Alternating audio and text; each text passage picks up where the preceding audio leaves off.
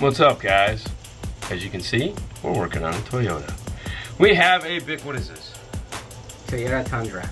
There you go. That's what we're working on. What are we doing in it? We're doing all kinds of fun stuff. Let's take a look at this car, shall we? Like you have a choice. All right, so what we have is a factory navigation system with backup camera that is coming out. We're gonna replace it with a Pioneer 1330 and retain the backup camera. No steering wheel controls, so no problems there. We'll tell you about these because unlike the ones with the center console, this is a little bit more of a pain in the butt to get out. For speakers, we're doing the Kenwood Exelon 7-inch separates. Mid-bass in the door, tweeter up in the dash. It's gonna sound great. We're doing the coaxial versions in the rear doors. We're going to do this guy here, my favorite 5-channel, mildly priced amplifier, the X8015. You excited?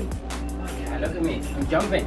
Heck yeah. So that's going in. It's gonna go up underneath the driver's seat. We're gonna do the Stinger Select 4-gauge power kit to power it. We're going with 210 comp RTs in the factory fit box behind the seat. And that's the plan for right now. As it stands, that's what we're gonna do. Pretty excited.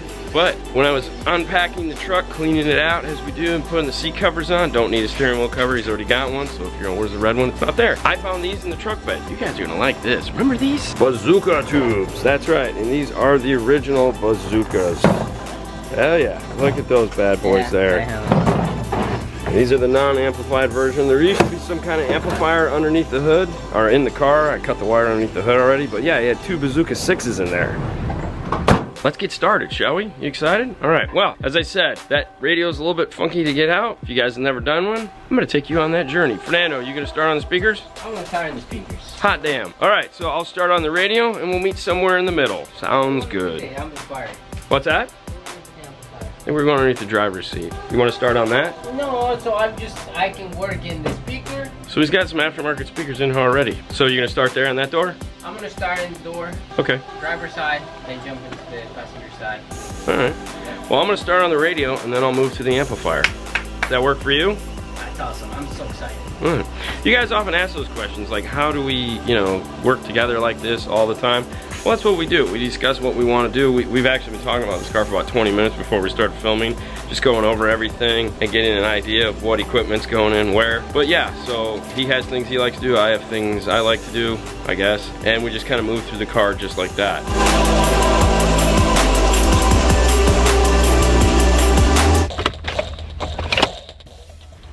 Alright, so you start here with this silly pocket right here. There's actually 2 screws along the bottom here, and then you gotta pull this out, and there's 2 more screws way up in the back. And those screws suck. You are gonna need some form of light, because unless you can see in the dark. But let's get these front screws first, and I'll see if I can show you those rear screws. Now you are gonna want a really long Phillips bit for this. So find your John Holmes bit, and you're gonna want that one. Oh, hey, cool. So apparently the last guy that put the little bazookas in here, they didn't put those rear screws back in. That would explain why there's this gap right here. There's a gap right there because the cup holder's only been using those bottom 2 screws, which isn't enough when you put them big 32-ounce big gulps in here, or 64-ounce or gallon big gulps. So there's nothing holding this thing in the back there other than these panel clips, so we'll definitely have to find some screws to put up in there. Love it when other people touch the cars before we get them. Cool.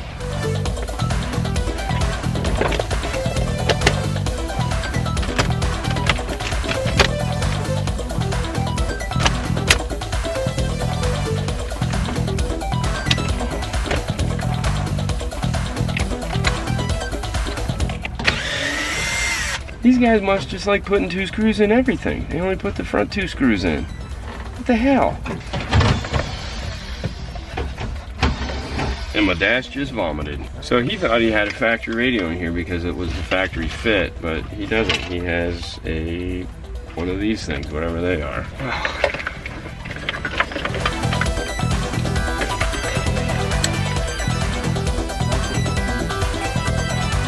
Boy, that looks about how I felt this morning. Yay, I knew it was gonna suck. We have a line level adapter here.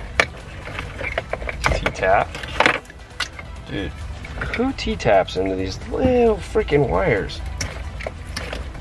Especially when you have there's a plug right here, for God's sakes.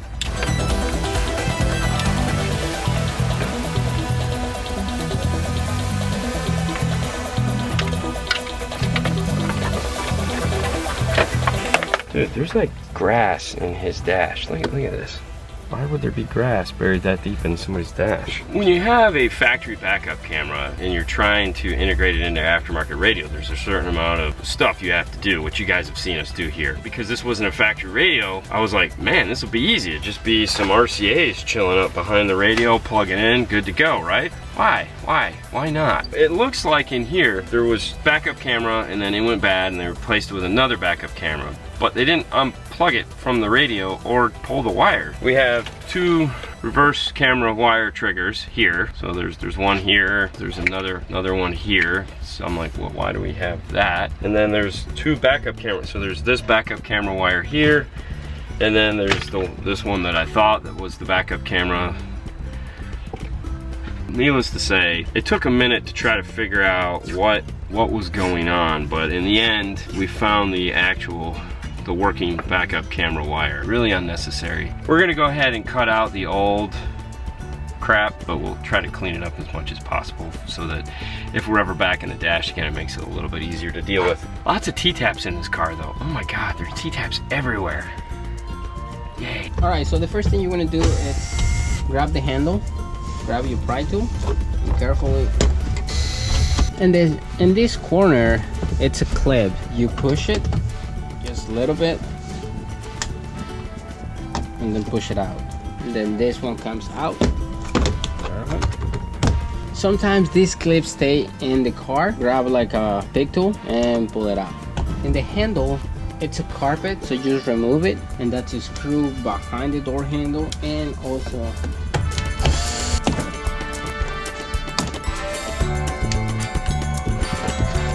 I like to remove the switches because it's more easy to take the door panel out.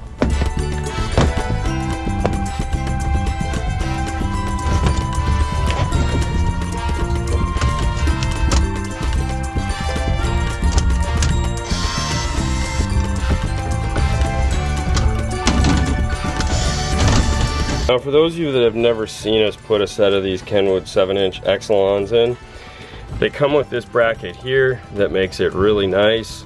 So it just bolts into the Toyotas. You get a nice big 7-inch mid base, and these things pound. It comes with this foam here. This stuff, it's like the fast ring style foam, so you can marriage it up to the door panel. These things always put out a tremendous amount of mid base. So if you're questioning doing this as opposed to a set of 6x9s, it shouldn't be a question. These sound great. Alright, so Fernando finished this door speaker, so I'm going to go ahead and get over here and start taking this part of the dash apart to get the rest of this wire that we're not using out of here. And also just make sure, see what other things we're missing or goofed up. You know, it's stuff like this that when you're trying to figure out how much time something's going to take, this really screws it up.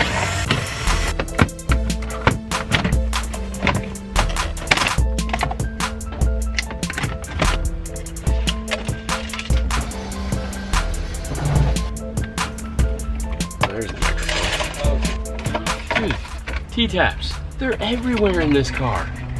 And I swear to God, I think this thing was a lawnmower in its previous life. Grass everywhere.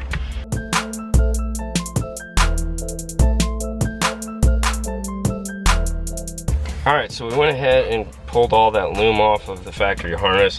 It just kind of gets in the way when you're putting this radio in. Plus it had all those T-taps on it, and we had to fix that. That's all better. I have all the T-taps that are in my general area all taken care of. I'm headed over to the bench to take a look at all the parts and stuff like that we have for this radio. Alright, so let's take a look at everything we got going on in this thing. We have the BK TOYK 967MG, stands for medium gray. This is going to be one of the painted dash kits to make it look factory. As you can tell, everything comes in this nice bubble wrap. So it's bubble wrapped, it's put in a bag, and then it's wrapped in a microfiber cloth. And it's a gray cloth to tell you that it's a gray kit, I'm guessing. That could just be pure coincidence, but alright, so there's the kit. We're gonna go ahead and just put it back in the bubble wrap for right now. And then of course we have the brackets. Brackets aren't painted. They just put them in this plastic so that it doesn't scratch the kit. Because we're not doing a pocket, we don't need these. You can just snap these off right now. It has the 2 spacers so that it'll space it out for the doubled in. Of course, it comes with a bag of screws, and it has 2 clips inside it as well. We'll set that all aside for right now. This is going to take a standard 1761 harness. For the radio, like I said, we have a 1330. Let's go ahead and get this out of the box.